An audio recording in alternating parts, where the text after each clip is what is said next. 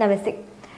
വിനായക് ദാമോദർ സവർക്കർക്കെതിരായ അധിക്ഷേപ പരാമർശത്തിൽ രാഹുൽ ഗാന്ധിക്കെതിരായ തുടർ നടപടികൾ സുപ്രീം കോടതി തടഞ്ഞു.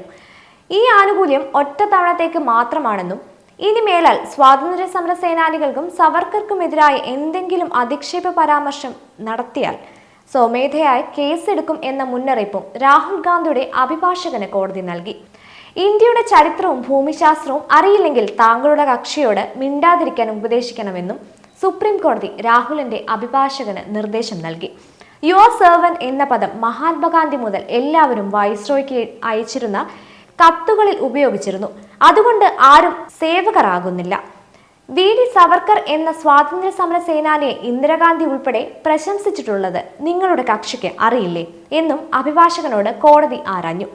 ഈ നടത്തിയ പരാമർശങ്ങൾ സവർക്കറെ ആരാധിക്കുന്ന അലോകിൽ പോയി പറയാൻ താങ്കളുടെ കക്ഷി തയ്യാറാകുമോ എന്ന് ചോദിച്ച കോടതി അത്തരം അബദ്ധം ചെയ്യരുതെന്നും നിർദ്ദേശിച്ചു.